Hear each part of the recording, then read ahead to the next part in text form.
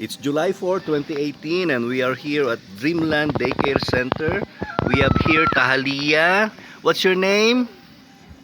Luis. What's your name? Divara. And your name? Ivan. They are classmates here. Oh, Tahalia, look here. Oh, you see that? Tahalia, there's teacher, huh? Luis, stay with Tahalia. Stay. Oh, stay near Tahalia. Oh, you too with Luis. Oh, come on. Hello. Okay. Okay. Yes.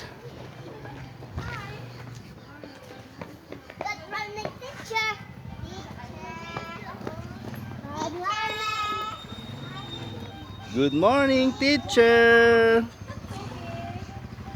Oh, let's go, Tahalia.